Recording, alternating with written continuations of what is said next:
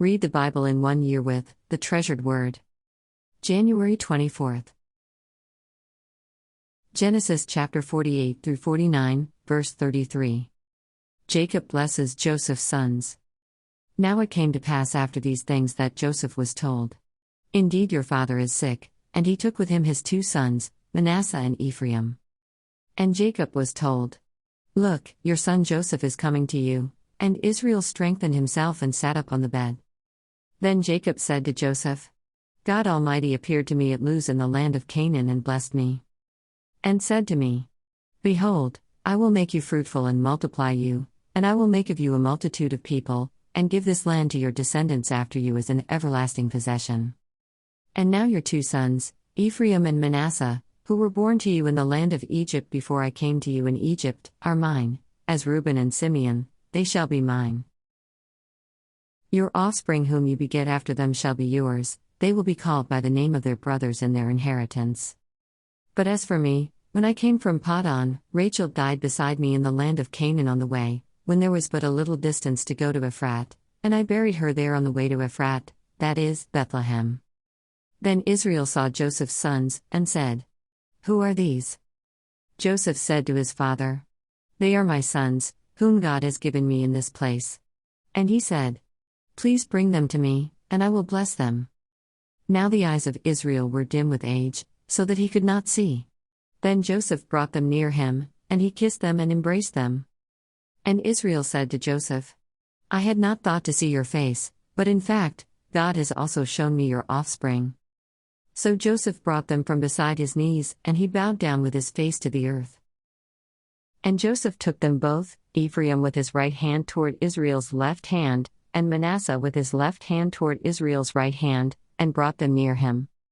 Then Israel stretched out his right hand and laid it on Ephraim's head, who was the younger, and his left hand on Manasseh's head, guiding his hands knowingly, for Manasseh was the firstborn. And he blessed Joseph, and said, "God, before whom my fathers Abraham and Isaac walked. The God who has fed me all my life long to this day. The angel who has redeemed me from all evil. Bless the lads. Let my name be named upon them. And the name of my fathers Abraham and Isaac. And let them grow into a multitude in the midst of the earth." Now when Joseph saw that his father laid his right hand on the head of Ephraim, it displeased him, so he took hold of his father's hand to remove it from Ephraim's head to Manasseh's head. And Joseph said to his father, "Not so, my father, for this one is the firstborn, put your right hand on his head." But his father refused and said, "I know, my son, I know. He also shall become a people, and he also shall be great, but truly his younger brother shall be greater than he, and his descendants shall become a multitude of nations." So he blessed them that day, saying, "By you Israel will bless, saying, May God make you as Ephraim and as Manasseh." And thus he set Ephraim before Manasseh. Then Israel said to Joseph, "Behold, I am dying, but God will be with you and bring you back to the land of your fathers. Moreover, I have given to you one portion above your brothers, which I took from the hand of the Amorite with my sword and my bow." Jacob's last words to his sons. And Jacob called his sons and said, "Gather together, that I may tell you what shall befall you in the last days.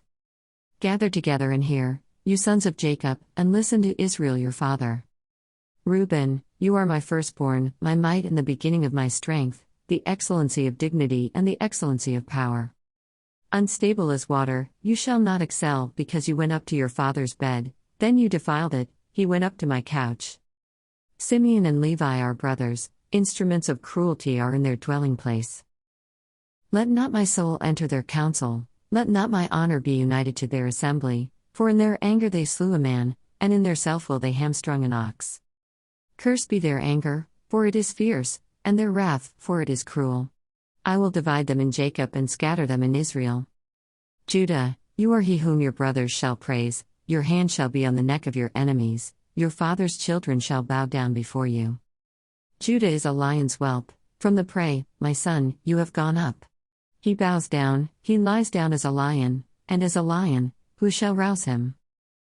The scepter shall not depart from Judah, nor a lawgiver from between his feet, until Shiloh comes, and to him shall be the obedience of the people.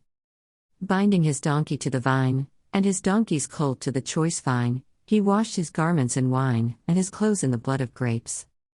His eyes are darker than wine, and his teeth whiter than milk. Zebulun shall dwell by the haven of the sea, he shall become a haven for ships, and his borders shall adjoin Sidon. Issachar is a strong donkey, lying down between two burdens. He saw that rest was good, and that the land was pleasant, he bowed his shoulder to bear a burden, and became a band of slaves. Dan shall judge his people as one of the tribes of Israel. Dan shall be a serpent by the way, a viper by the path, that bites the horse's heels so that its rider shall fall backward. I have waited for your salvation, O Lord. Gad, a troop shall tramp upon him, but he shall triumph at last. Bread from Asher shall be rich, and he shall yield royal dainties. Naphtali is a deer let loose, he uses beautiful words. Joseph is a fruitful bough by a well, his branches run over the wall. The archers have bitterly grieved him, shot at him and hated him. But his bow remained in strength, and the arms of his hands were made strong by the hands of the mighty God of Jacob, from there is the shepherd, the stone of Israel. By the God of your father who will help you, and by the Almighty who will bless you with blessings of heaven above, blessings of the deep that lies beneath, blessings of the breasts and of the womb. The blessings of your father have excelled the blessings of my ancestors, up to the utmost bound of the everlasting hills. They shall be on the head of Joseph, and on the crown of the head of him who was separate from his brothers. Benjamin is a ravenous wolf, in the morning he shall devour the prey, and at night he shall divide the spoil. All these are the 12 tribes of Israel, and this is what their father spoke to them. And he blessed them, he blessed each one according to his own blessing. Jacob's death and burial. Then he charged them and said to them, I am to be gathered to my people, bury me with my fathers in the cave that is in the field of Ephron the Hittite. In the cave that is in the field of Machpelah, which is before Mamre in the land of Canaan, which Abraham bought with the field of Ephron the Hittite as a possession for a burial place. There they buried Abraham and Sarah his wife, there they buried Isaac and Rebekah his wife, and there I buried Leah. The field and the cave that is there were purchased from the sons of Heth. And when Jacob had finished commanding his sons, he drew his feet up into the bed and breathed his last, and was gathered to his people. Matthew chapter 15 through 16 verse 12. Jesus heals great multitudes. Jesus departed from there, skirted the Sea of Galilee, and went up on the mountain and sat down there. Then great multitudes came to him, having with them the lame, blind, mute, maimed, and many others, and they laid them down at Jesus' feet, and he healed them. So the multitude marveled when they saw the mute speaking, the maimed made whole, the lame walking, and the blind seeing, and they glorified the God of Israel. Feeding the 4,000. Now Jesus called his disciples to himself and said, I have compassion on the multitude, because they have now continued with me 3 days and have nothing to eat. And I do not want to send them away hungry, lest they faint on the way. Then his disciples said to him, Where could we get enough bread in the wilderness to fill such a great multitude? Jesus said to them, How many loaves do you have? And they said, 7, and a few little fish. So he commanded the multitude to sit down on the ground. And he took the 7 loaves and the fish and gave thanks, broke them and gave them to his disciples, and the disciples gave to the multitude. So they all ate and were filled, and they took up 7 large baskets full of the fragments that were left. Now those who ate were 4,000 men, besides women and children.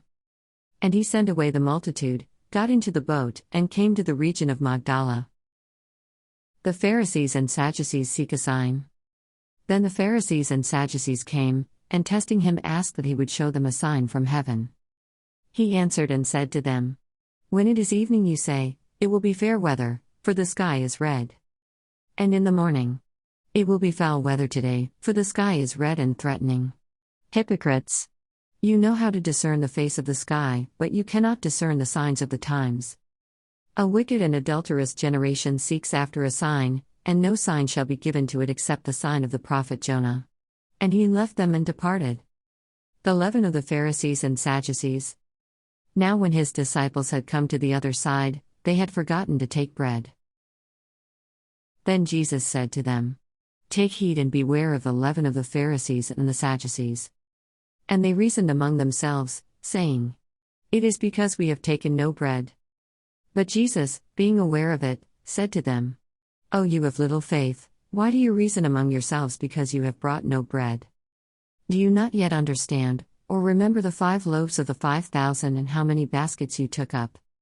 Nor the 7 loaves of the 4,000 and how many large baskets you took up? How is it you do not understand that I did not speak to you concerning bread? But to beware of the leaven of the Pharisees and Sadducees." Then they understood that he did not tell them to beware of the leaven of bread, but of the doctrine of the Pharisees and Sadducees. Psalms chapter 20, verses 1 through 19. The assurance of God's saving work. To the chief musician. A psalm of David. May the Lord answer you in the day of trouble, may the name of the God of Jacob defend you. May he send you help from the sanctuary, and strengthen you out of Zion. May he remember all your offerings, and accept your burnt sacrifice. Selah. May he grant you according to your heart's desire, and fulfill all your purpose. We will rejoice in your salvation, and in the name of our God we will set up our banners. May the Lord fulfill all your petitions.